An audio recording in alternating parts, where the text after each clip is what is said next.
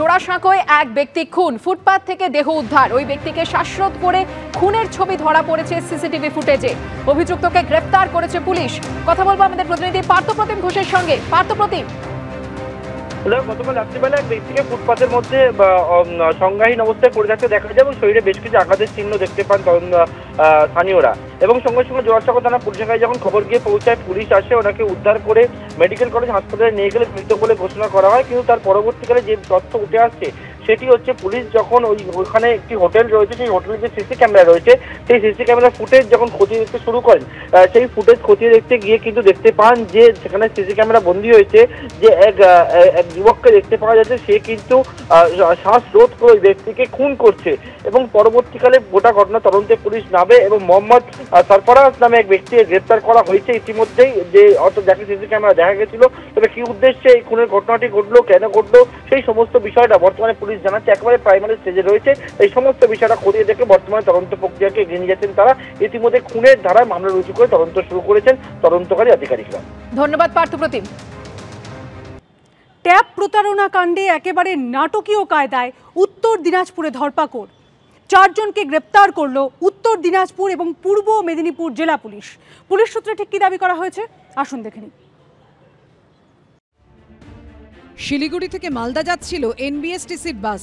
ইসলামপুর থানার সামনে হঠাৎ সেই বাস আটকায় পুলিশ। বাস থেকে নামিয়ে আনা হয় 4 যুবককে। থানায় নিয়ে গিয়ে জিজ্ঞাসাবাদের পর গ্রেফতার করা হয় 4 জনকে। ট্যাপ প্রতারণা কাণ্ডে একেবারে নাটকীয় কায়দায় ধরপাকড় উত্তর দিনাজপুরে।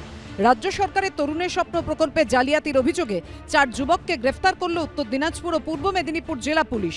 পুলিশ সূত্রে খবর, ধৃত 4 জনই চোপড়ার বাসিন্দা। পুলিশ সূত্রে দাবি, ধৃত 4 জনেরই গন্তব্য ছিল বিহারের কিষানগঞ্জ। ট্যাপ জালিয়াতির অন্যতম কেন্দ্র কি উত্তর দিনাজপুরের চোপড়া?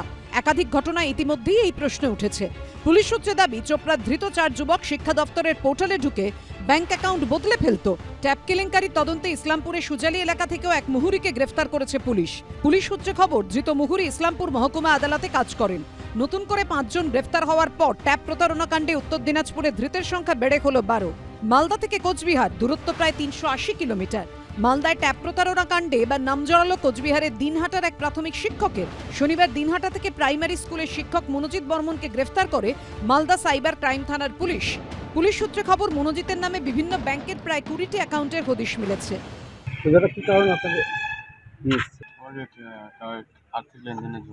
কোথা থেকে? কোচবিহার থেকে। আর্থিক লেনদেন বলতে কি বিষয়ের উপরে? সেটা বলতে হলো ওনারাই বলতে। কোনো স্কুলে কোনো ঘটনার সাথে? আমি এখন তো রিমান্ডে ওদের কাছে আছি, জানি না কী দেওয়া হবে। তাহলে বাড়ি থেকে তুলে নিয়ে এসে টাকা পয়সা লেনদেন আছে। সরকারি পোর্টাল হ্যাক করে মালদার হবিবপুরের কেন্দুপুকুর হাই স্কুলের পড়ুয়াদের অ্যাকাউন্ট নম্বর পরিবর্তন করে টাকা হাতানোর অভিযোগ ওঠে। 91 জন পড়ুয়ার ট্যাবের টাকা প্রতারণার তদন্তভার নেয় সিআইডি। পুলিশ সূত্রে খবর, মনোজিতের দাদা ও স্ত্রীর অ্যাকাউন্টে ট্যাবের টাকা লেনদেন হয়েছে। ধৃতের বিভিন্ন নথিপত্র বাজেয়াপ্ত করেছে পুলিশ। যদিও ধৃতের দাদার দাবি, অ্যাকাউন্টে বেশি টাকা জমা পড়ার বিষয়টি সংশ্লিষ্ট ব্যাংকে জানিয়েছিলেন তার ভাই। ও বললো, দাদা এরকম টাকা ঢুকছে, ঠিক আছে ব্যাংকে যা খোঁজ নেই। তা ওই সময় পূজার ছিল, ব্যাংক বন্ধ হয়ে গেছে। তারপরে খোঁজ নিতে বলছে ইলেকশনে পরে আসবে। ইলেকশনটা সেটা যাবে, ব্যাংকে পরে মানে শনিবার দিন যাইতো। পূজার আগেই কিছু অতিরিক্ত টাকা ঢুকেছিল আর কি। টাকা অফিসার বললো যে ওনার আইপি অ্যাড্রেসটা হ্যাক হয়ে গেছে।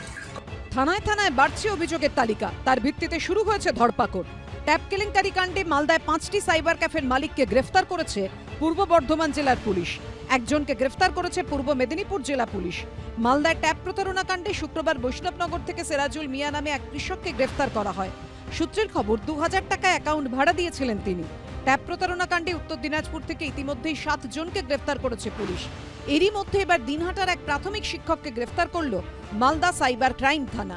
সুদীপ চক্রবর্তী, করুণাময় সিংহ, শুভেন্দু ভট্টাচার্য রিপোর্ট, এবিপি আনন্দ।